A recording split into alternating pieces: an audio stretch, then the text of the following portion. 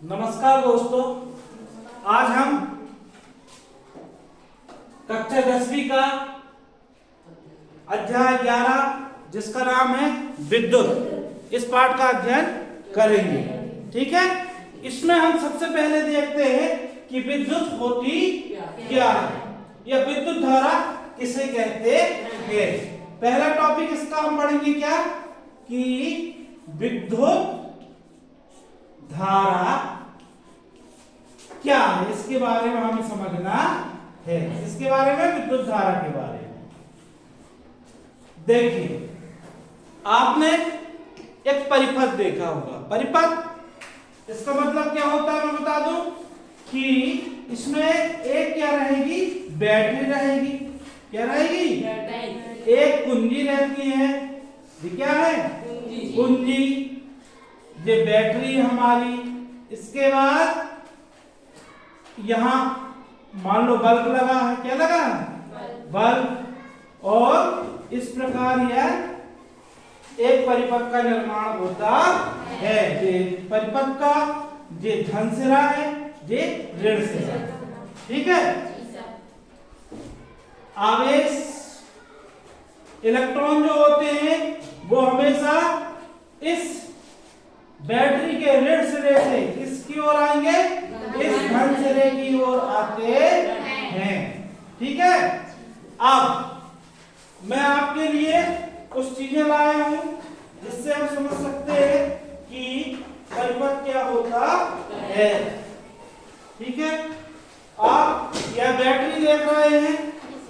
यह एक बैटरी है जिसमें आपको यहां पर देखिए गौर से, यहां पर ऋण सिरा दिखेगा और यहां पर धन सिरा।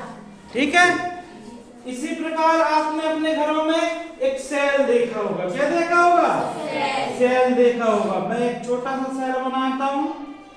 इस प्रकार होता है सेल, जिसके सेल के मध्य में एक उठी हुई संरचना होती है ना। जे धन टर्मिनल कहलाता है और जे वाला भाग क्या कहलाता है? ऋण। ठीक है, यहाँ पर धन आयनों की संख्या ज्यादा होगी और यहाँ पर ऋण आयन ज्यादा होते हैं। ये सेल है। अब किसी बैटरी या सेल से धारा क्यों प्रवाहित होती है? क्योंकि इसमें रहता है विभवांतर। क्या रहता है? विभवांतर रहता है, जिसको हम जैसे इस सेल में आपने देखा होगा 1.2 V लिखा। आपने देखा कि नहीं देखा?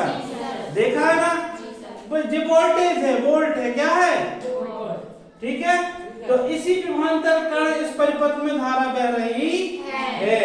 अब मैं एक परिपथ से आपको लाइट जला के देखिए। ये कुंजी थी। क्या थी?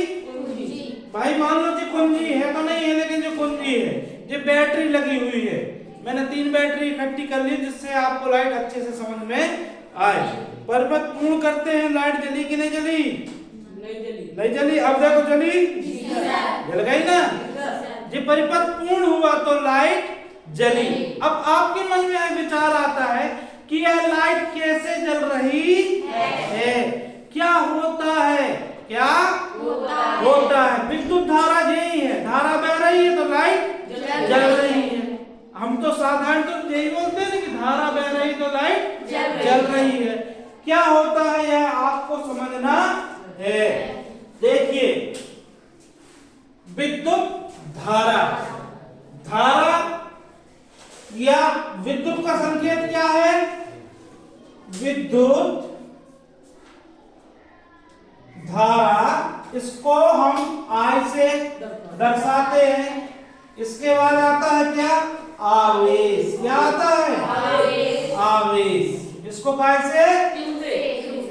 Q से आवेश Q। और फिर क्या है? समय। क्या है? इसको T से दर्शाते हैं। T से दर्शाते हैं। देखिए, इसमें एक जो धारा I धारा बह रही। क्या बह रही है? I धारा। ठीक है, अच्छा थोड़ा समझना। आवेश इसमें Q है। कितना आवेश है? Q आवेश है। अच्छा, आवेश क्या होता है? धन टर्मिनल से ऋण टर्मिनल की ओर जाता है आवेश, ध्यान रखना। ठीक है, और आपसे कोई पूछे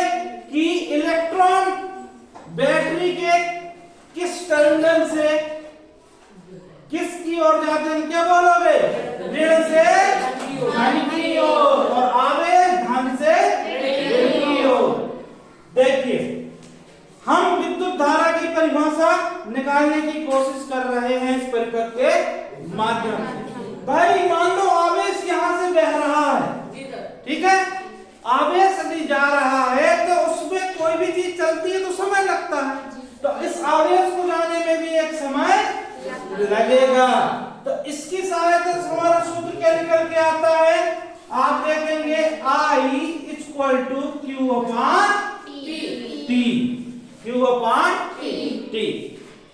यही विद्युत धारा का क्या है, सूत्र कह लो या समीकरण आप बोल सकते हैं। बोल सकते हैं कि नहीं बोल सकते? अब इसी को हम परिभाषा के रूप में लिख सकते हैं। इसी को हम किसके रूप में लिखते हैं? परिभाषा के रूप में।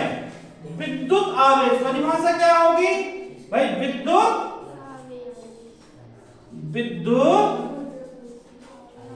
आवेश की, विद्युत आवेश की आगे क्या है? विद्युत आवेश की, विद्युत आवेश की प्रवाह की दर, किसकी? प्रवाह की दर को विद्युत धारा कहते हैं। अब देखिए इसमें क्या है कि विद्युत आवेश की प्रवाह की दर को विद्युत धारा कहते हैं। इसका मतलब है कि 1 सेकंड में, कितने सेकंड में? 1 सेकंड में कितनी धारा इसमें प्रवाहित हुई, यही तो क्या कहलाएगा? यह क्या कहलाएगा? विद्युत धारा कहलाती है। विद्युत आवेश की प्रवाह की दर को देखिए 1 सेकंड में कितनी धारा गई, ठीक है? इसी को हम क्या बोलेंगे? विद्युत धारा कहते हैं। अब विद्युत का मात्रक क्या हो गया? विद्युत धारा का मात्रक क्या होगा बच्चों? एम्पियर। क्या हो गया? एम्पियर होता है।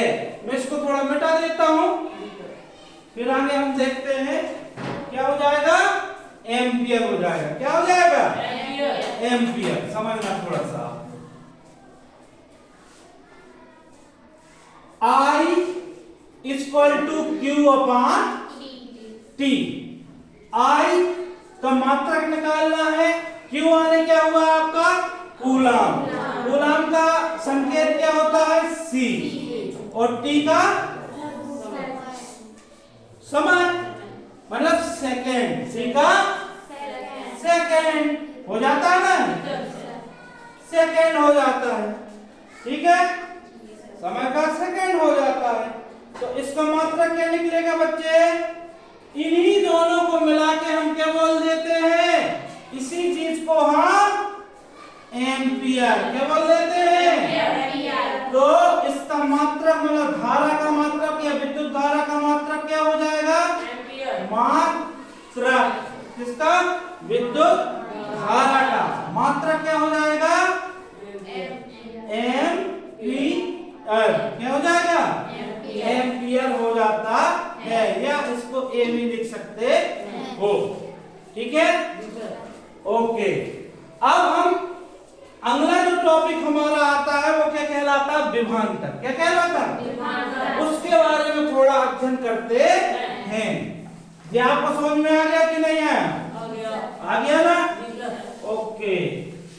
विभवांतर देखिए किसी भी परिपथ में, किसी भी परिपथ में जो हमारी आई धारा बह रही है इलेक्ट्रॉनों के प्रवाह के आवेश के कारण, ठीक है? इलेक्ट्रॉन जा रहे हैं, क्यू आवेश भी है, ठीक है? बल्ब कि भाई बैटरी लगी है। क्या लगी है? बैटरी हमारी लगी है, जिसके कारण क्या हो रहा है? हम पढ़ रहे हैं, अभी क्या पढ़ेंगे? दूसरा टॉपिक हमारा विभवांतर। क्या है? विभवांतर। ओके, कि विभवांतर होता क्या है इसके बारे में पढ़ेंगे, ठीक है बच्चों? जो हमारी बैटरी, जैसे इसमें 1.2 वोल्ट लिखा है जी, क्या है? विभव में अंतर है। क्या है? विभव में अंतर है। तो इसी विभव में अंतर के कारण, जितने वोल्ट अंतर के कारण ही हमारी धारा का प्रवाह होता आपने देखा होगा हमारे घरों में बड़ी बड़ी बैटरियां होती हैं जैसे 12 वोल्ट बोलते हैं ना, बोलते हैं ना, तो उनमें उतना जैसे आप समझे कि ये हमारी जो विद्युत को स्टोर करती है बैटरी की, मान लो 2 टंकियां हैं। कितनी टंकियां हैं? 2 टंकियां। थोड़ा इस प्रकार से भी समझ सकते हैं कि 2 टंकी हैं, इसमें क्या भरा है? यहाँ तक पानी भरा है, पानी भरा है ना। अब मान लो एक सटक से एक छोटी टंकी है हमारी, ठीक है, या इसी के बराबर टंकी, लेकिन इससे क्या है, एक पाइप लगा है और इसमें पानी थोड़ा सा है, तो इसमें पानी कब तक जाएगा? जब तक दोनों बराबर नहीं हो जाएंगे। जिस प्रकार बैटरी में जो ऋण आयन और धन आयन जब तक बराबर नहीं होंगे, मतलब विभव, जब तक हमें विद्युत धारा प्राप्त होती रहती है। ओके, इतना समझ में आया कि नहीं आया आप लोगों को? आ गया होगा, ठीक है। एकांक धन आवेश को, इसकी परिभाषा क्या है? एकांक धन आवेश को विद्युत क्षेत्र के किसी बिंदु तक लाने में किया गया कार्य क्या कहलाता है? विभवांतर कहलाता है। एकांक धन आवेश को विद्युत क्षेत्र के किसी बिंदु तक लाने में किया गया कार्य क्या कहलाएगा? विभवांतर कहलाता है।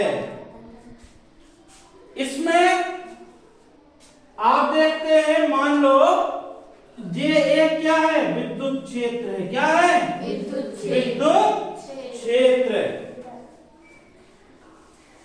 ठीक है, विद्युत क्षेत्र है। या एकांक धन आवेश को विद्युत परिपथ के एक बिंदु से दूसरे बिंदु में लाने में किया गया कार्य विभवांतर कहलाता है। अब इसका जो समीकरण होता है वो क्या होता है बच्चों? 2 बिंदुओं के बीच विभवांतर, 2 बिंदुओं के बीच विभवांतर, 2 बिंदु के बीच क्या? विभवांतर,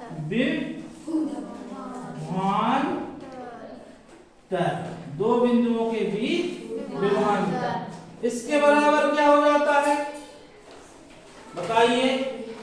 लाने में किया गया कार्य, या किया गया कार्य, किया गया कार्य, किया गया कार्य बटे कितना आवेश था? कितना आवेश था, ठीक है, कितना आवेश था। तो विभवांतर,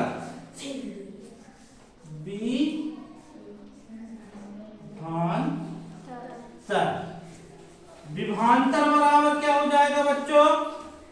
कार्य मतलब W और आवेश आने Q, आवेश आने Q।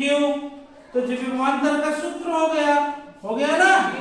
जी विभवांतर का सूत्र हो गया। इसका मात्रक क्या होता है? वोल्ट। क्या होता है भाई? इसका क्या हो जाएगा? कार्य का जूल, कार्य का जूल, और इसका आवेश का कूलम। कार्य का क्या हो जाएगा? मात्रक लिखना है मान लो, तो क्या लिख देंगे? किसका मात्रक? विभवांतर का। किसका? विभवांतर का मात्रक हमें लिखना है, तो क्या लिख देंगे इधर अपन? वोल्ट लिख देंगे। क्या लिख देंगे? वोल्ट। या इसको ऐसा भी लिख सकते हैं, क्या लिख सकते हैं आप? देखिए W आने कार्य, कार्य आने जूल, और आवेश आने कूलम। इसी को आप चाहे तो लिख सकते हैं, क्या लिख सकते हैं? जूल प्रति कूलम।